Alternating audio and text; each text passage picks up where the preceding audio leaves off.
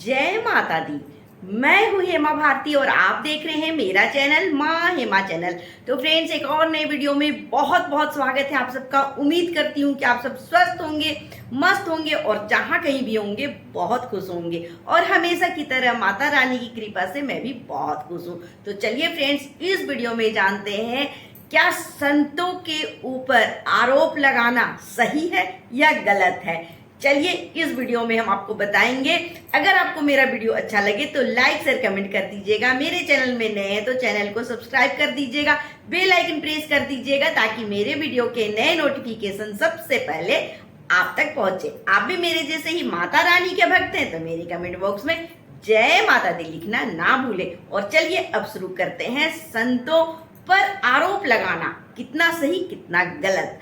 तो चलिए, लेकिन हाँ, वीडियो शुरू करने से पहले एक और रिक्वेस्ट है। अगर आपको मेरा वीडियो अच्छा लगे तो उसे पकड़ लीजिएगा, जो अच्छा ना लगे उसे छोड़ दीजिएगा। तो चलिए अब शुरू करते हैं वीडियो और जानते हैं कि संतों के ऊपर आरोप लगाना सही है या गलत है। सबसे पहले मैं आपको बता दूं कि संत कौन होते हैं। देखिए, यहाँ पर जो ये अभी चर्चा चल रहा है, संतों के ऊपर आरोप प्रत्यारोप जो लगाया जा रहा है, वो कितना सही हो सकता है कितना गलत। सबसे पहले तो हम संतों को ही नहीं जानते हैं कि संत कौन होते हैं। मैं देखिए हमेशा से इस तरह का वीडियो बनाते आ रही हूँ। संतों के ऊपर मैं कितने साधु संत ऋषि मुनि के बारे में भी कई वीडियो बना चुकी हूँ। आप जाकर के देख सकते हैं, चेकआउट कर सकते हैं।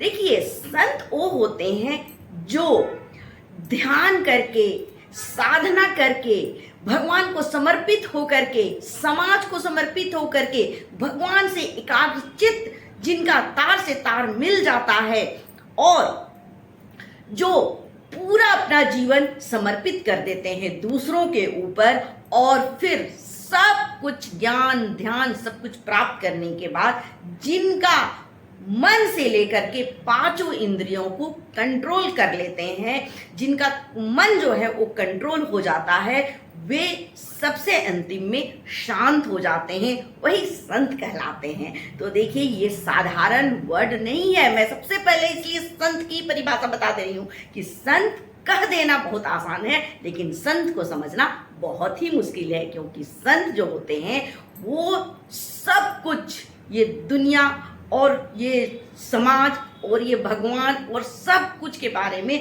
अच्छे से समझ करके ही संत बनते हैं। और संतों के बारे में कुछ भी कहना हमारे लिए उचित नहीं है, क्योंकि हाँ, हमारा देश का संविधान सर्वोपरि है, सबसे ऊपर है हमारा देश का संविधान। लेकिन जो संविधान में कानून बनता है वो ऐसे कानून नहीं बनता है, वो बहुत सा जांच पड़ताल के बाद ही कानून पास किया जाता है। तो जो सुप्रीम कोर्ट, जो हमारा संविधान बोल देता है, उसे हमें मानना ही चाहिए। लेकिन रह गया कि जो भी वो आज संतों के बारे में चर्चा चल रहा है कि रिलेशनशिप हो, लिविंग रिलेशनशिप हो, या छोटे कपड़े हो, या लड़के लड़कियों की बातें हो, जो भी है, जो अगर कानून ने हमें दे दिया है कि हाँ आपको परमिशन है, या आप अपनी मर्जी से रह सकते हैं, या आप ये ऐसे कपड़े पहन सकते हैं, तो उसमें किसी को बोलने का कोई अधिकार नहीं है। आप जो सुप्रीम कोर्ट ने फैसला किया है उसको आपको मानना ही पड़ेगा, चाहे वो कोई भी हमारे देश का नागरिक हो।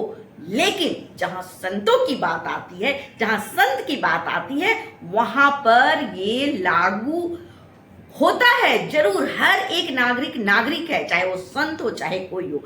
लेकिन यहाँ पर एक बात समझने की है कि संत क्या सिर्फ एक नागरिक है? संतों को हम भगवान का दर्जा देते हैं। और क्या आप भगवान को भी अपने देश का नागरिक मानेंगे? नहीं ना। तो जो भगवान है वही हमारे संत होते हैं, जो संत हैं वही भगवान है, जो भगवान है वही संत है। तो भगवान जो बातें बोल देते हैं, जो भगवान की बातें हैं, जो शास्त्र की बातें, जो संतों की वाणी है ना, वो बिल्कुल हटके होती है। और वो क्या बोलते हैं, क्या कहते हैं, क्या उनकी आज्ञा होती है, उनकी बातें बहुत ही अलग होती है। कानून, समाज, दुनिया, सबसे अलग उनकी वाणी होती है। और हर वाणी में उनका भलाई होता है। वो समाज के लिए, धर्म के लिए, एक व्यक्ति के लिए, सबके लिए वो धर्म की बातें करते हैं। उनकी हर एक वाणी में समाज कल्याण ही छुपा होता है। जिस तरह से भगवान के हर एक वाणी में, हर एक चीज में हम उन पर विश्वास करते हैं और जानते हैं कि भगवान जो कुछ भी हमें ज्ञान देते हैं, भगवान जिस रास्ते में हमें चलने कहते हैं वो सही होगा। जैसे कि देखिए, रामायण हो गया, आपको गीता का उपदेश हो गया, तो भगवान ही कह रहे हैं ना उसमें, भगवान ही तो अर्जुन को सलाह दे रहे हैं। अब भगवान तो बोल रहे हैं कि अपनों को मारो, तो क्या आप सभी अपनों को मारने लगेंगे? कहने का मतलब समझना पड़ता है हर एक चीज का। तो जो संत कह दिए तो वो वही क्या हो गया कि अब वही करने लगो? नहीं, उनका मतलब समझना पड़ता है। उनकी वाणी, हर एक वाणी जो है समझाने के लिए होता है, ना कि समाज को बर्बाद करने के लिए होता है। हर एक वाणी उनका, हर एक वचन उनका समाज कल्याण के लिए होता है। तो इस तरह से संतों पर हमें आरोप नहीं लगाना चाहिए। संविधान और हमारा कानून जो है सबसे ऊपर है, लेकिन भगवान का दर्जा हम उनसे भी ऊपर देते हैं। भगवान को जब हम मानते हैं ना, तो फिर हम अपना सर्वस्व जो है वो समर्पित कर देते हैं। और इसी तरह से हम अपने संतों को जब मानते हैं ना, तो हम सब कुछ उन पर अर्पण कर देते हैं। और उनकी हर वाणी, चाहे वो तीखा बोले, चाहे वो कड़वा बोले, चाहे वो जो बोले, सब कुछ हमें एक्सेप्ट करना ही पड़ता है, उन्हें समझना पड़ता है। ये नहीं कि वो बोल दिए और हम कर दिए, ऐसा नहीं होता है। वो जो बोले उस पर आपको मंथन करना चाहिए, आपको विचार करना चाहिए, सोचना चाहिए, समझना चाहिए कि आखिर उन्होंने ये वाणी कही तो क्यों कही, हमें क्या करना चाहिए, क्या नहीं करना चाहिए, यही तो ज्ञान देते हैं। और जब अगर हम उनकी पूरी बातें नहीं सुन रहे हैं, कथा सुनने का मतलब है, संतों के अनुसार चलने का मतलब है कि हर एक दिन हमें सत्संग करना ही है, सत्संग सुनना ही है। और जब आप पूरी बातें सुनेंगे तभी आप उनके वाणी के, उनके वचन का मतलब भी समझ पाएंगे।